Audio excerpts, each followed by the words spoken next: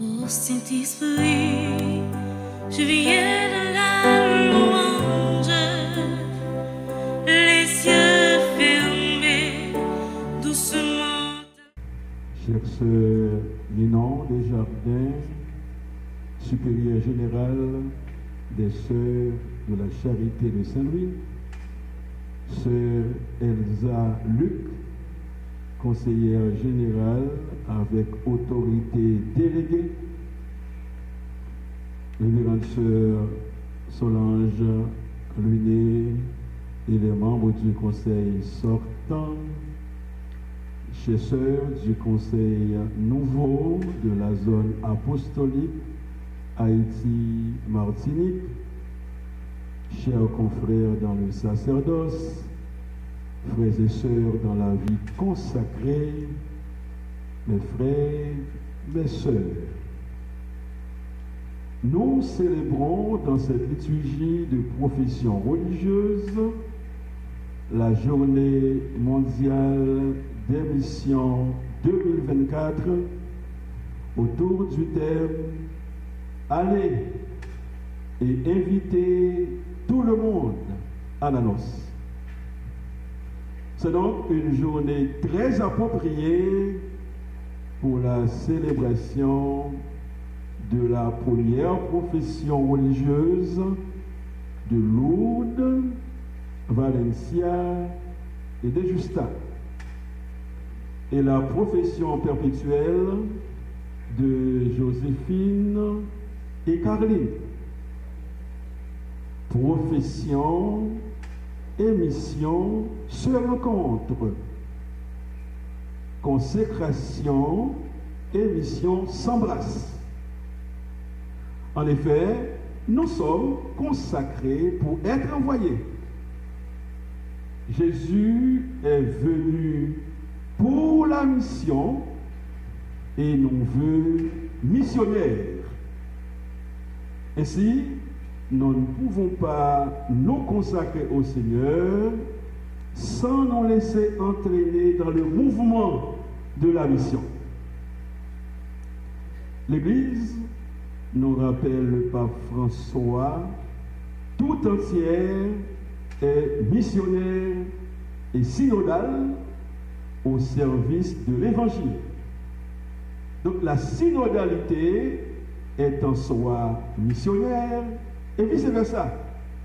La mission est toujours synodale. Donc c'est ensemble qu'on est envoyé en mission.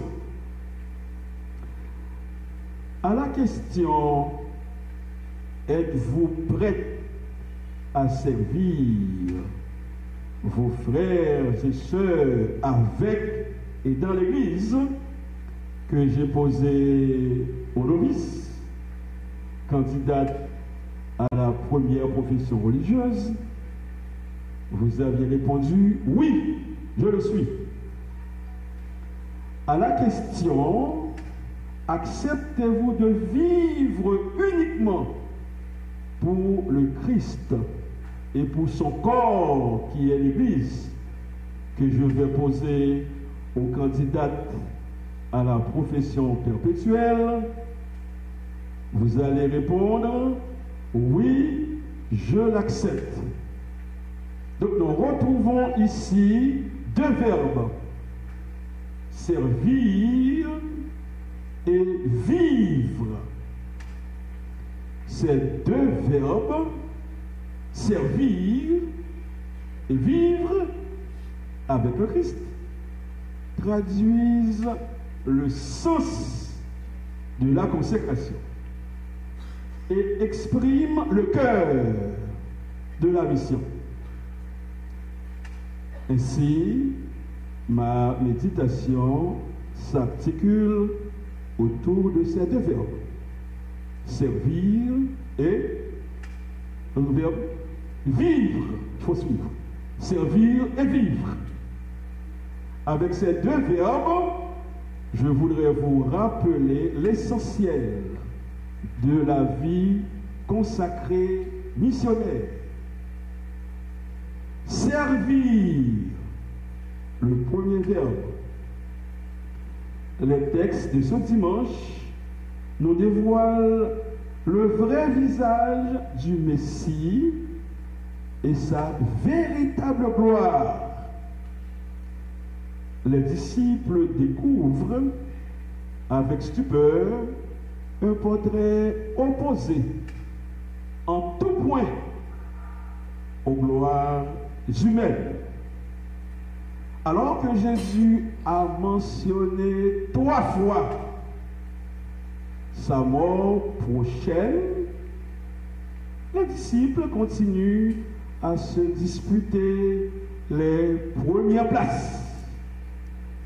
Jacques et Jean, qui semblent avoir oublié l'annonce de la passion, ils pensent à l'organisation concrète du triomphe de Jésus.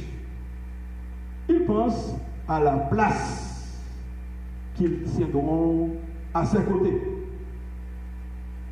Et Jésus, utilisant le double symbole de la coupe et du baptême, en s'appuyant sur la figure du serviteur souffrant d'Isaïe, le révèle que sa seule gloire est de donner sa vie par amour pour son Père et ses frères.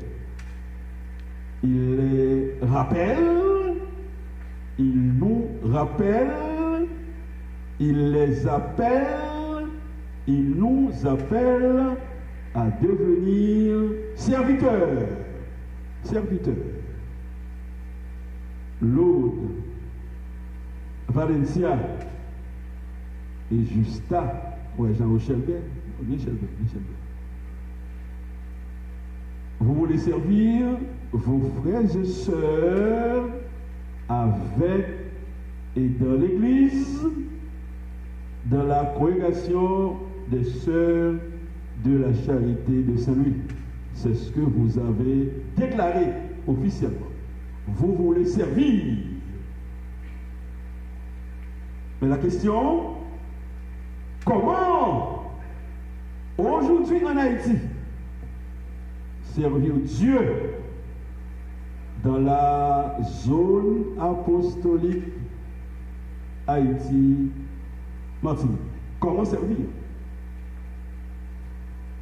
La réponse, je vous la donne, servir dans la joie.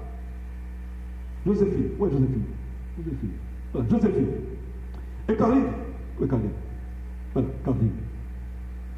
Vous allez dire, vivre uniquement pour le Christ et pour son corps qui est l'Église. La question, comment vivre aujourd'hui en Haïti pour le Christ et pour son corps qui est l'Église? La réponse, vivre dans la fidélité et la persévérance. D'où les 3 mots, joie, fidélité et persévérance. En effet, la vie consacrée est essentiellement axée sur cette triade, ces 3 mots. Joie, fidélité et persévérance. Comment servir? Servir dans la joie. Voilà un défi aujourd'hui en Haïti. Comment servir dans la joie? Si on veut parler de joie en Haïti, on m'en fout bien. Pays tête chargé pour ça. Comment peut-on servir dans la joie? Or, il n'y a pas de vie consacrée. La vie consacrée, eh bien, tout le consacré doit témoigner de la joie. La joie de vivre au milieu des difficultés. La joie de vivre au milieu des ennuis quotidiens de la vie actuelle en Haïti. Comment? Voilà le défi. Il faut vivre dans la joie. Parce que le pape François nous rappelle, ce n'est ni attirant, ni acceptable de voir des consacrés au visage triste, des consacrés mécontents, des consacrés insatisfaits, des consacrés déçus. Ce n'est pas consolant, ce n'est pas attirant de voir ces gens de consacrés. Vous dites, oh mes amis, si vous te connaissez, maintenant va ça, si vous te connaissez. Demandez aux frères qui sont là, frère Willy, après 30 ans, 25 ans, on est toujours content d'être consacré. Demandez à Sœur Lino. Donc, une vie religieuse sans joie est une vie consacrée médiocre, stérile, en danger. C'est ce que nous rappelle le pape François. Une vie qui va tôt ou tard s'éteindre. Donc quand vous commencez avec cette joie, il faut continuer avec cette joie. Autrement, votre vie va s'éteindre. Et c'est ça le défi en Haïti. Comment dans ce contexte garder la joie d'être consacré? Parce que la joie, c'est le fruit de l'esprit, la joie pascale. Il faut témoigner la joie d'être avec le Seigneur, la joie de servir, la joie d'apporter la consolation, l'espérance de Dieu. On aura l'espérance de jubilé. Comment aujourd'hui en Haïti apporter cette joie, la joie de l'espérance à ce peuple en détresse? Donc la beauté de la consécration, c'est la joie. Non, Jean, c'est une belle bagaille. Et cette beauté de la consécration, c'est la joie. Et c'est ce que dit le pape François à un groupe de séminaristes, un groupe de novices. N'ayez pas peur de montrer votre joie d'avoir répondu à l'appel du Seigneur. N'ayez pas peur. Et, on le sait, la joie est contagieuse. C'est comme ça que vous allez attirer d'autres jeunes pour la zone apostolique. Quand je vais dans la congrégation, ma question toujours aux responsables, combien de novices avez-vous? Combien de novices avez-vous? Parce que c'est justement le futur qu'il faut assurer. Et c'est avec la joie de vivre. C'est pas une joie et pour dire, on fait un coup, fait comme si. Non, une vraie joie qui part du service, le don de se donner. Et c'est comme ça que vous allez attirer d'autres jeunes pour la zone apostolique. Parce que la joie contamine. Et c'est ça la mission de cette loi. Il faut contaminer les autres jeunes. Servir dans la joie. Consécration dans la joie. Mission dans la joie. C'est pas que pour finir consacré ou anti joie, puis qu'on a mission à passer par eux. Mes amis, ça arrête. Non. Consécration dans la joie. Mission dans la joie. Et c'est ce que le pape nous rappelle dans son message pour cette journée mondiale de mission. Il nous dit ceci: les disciples missionnaires proclament au monde la beauté de l'amour salvifique de Dieu manifesté en Jésus-Christ mort et ressuscité avec joie, sans obligation, sans contrainte. C'est pas pour en joie, pour super ils font visite canonique et pour en joie. Pour le final, faire chercher. Non. Sans contrainte, sans obligation. Voilà comment servir dans la joie de la consécration, la joie de la mission. Les prophètes spirituels vont répondre: servir le Christ. Vivre pour le Christ. La question: comment vivre pour le Christ? C'est dans la fidélité, La fidélité. La fidélité, c'est le mot-clé pour résumer et décrire les valeurs essentielles de la vie consacrée. C'est le mot-clé. Fidélité. La fidélité, on le sait, est l'un des principaux attributs de Dieu. Hier, on l'a chanté. Tu es le Dieu fidèle et éternel. Voilà. Donc la fidélité, c'est l'un des principaux attributs de Dieu. Dieu est fidèle. Et toute l'histoire du salut n'est rien d'autre que le récit de l'alliance entre Dieu et son peuple. Dieu promet de ne jamais trahir son alliance et d'y rester fidèle dans le temps. Et le psaume 119 va chanter « Sa fidélité dure d'âge en âge ». Et le Christ, c'est l'icône de la fidélité. La fidélité vient de Dieu, qui est fondée sur le oui du Christ, qui affirme que ma nourriture, c'est de faire la volonté de Dieu. Et c'est dans ce oui définitif, que vous allez rentrer. Fidélité au Christ, fidélité à l'homme, fidélité à votre vocation, fidélité à votre consécration, fidélité à la mission, fidélité à l'Église, fidélité à la mission des sœurs de la chaîne de Saint-Louis, fidélité à votre fondatrice, Mère Saint-Louis, fidélité aux normes, aux constitutions, fidélité totale, dans la mesure où elle va jusqu'au bout, jusqu'à la croix, jusqu'à l'offrande de vous-même dans le martyre.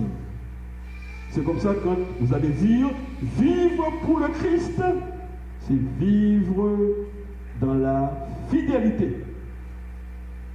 Comment vivre pour le Christ aujourd'hui en Haïti, c'est vivre dans la persévérance. La persévérance. La persévérance. Les bons, les pas bons, persévérance. La persévérance, c'est une qualité indispensable de la fidélité. La persévérance est le signe que le consacré, la consacrée, a offert sa vie de façon irrévocable, pleinement fidèle à cette offrande. Une offrande totale, une offrande stable, une offrande perpétuelle. Donc vous vous consacrez au service, pour le service, pour toujours. Donc les trois mots, joie, fidélité et persévérance. Bien évidemment, nous savons que la fidélité est mise à l'épreuve. Rester fidèle et le rester toute sa vie, c'est un défi. Des gens qui disent, ah bon, on fait mal pour 4 ans, pour 10 ans, après 10 ans, qui 10 ans, qui devrait ça. C'est pour toujours. Donc on sait que, comme je dis, c'est pas évident. Il faut justement choisir et se confier entre les mains du Seigneur pour rester fidèle jusqu'au bout. Parce que nous vivons dans une culture qu'on appelle du provisoire. Provisoire. La fidélité est précaire dans ce contexte actuel. Donc nous reconnaissons, nous acceptons que nous ne pouvons jamais acquérir la fidélité avec nos propres forces. Il faut l'accepter.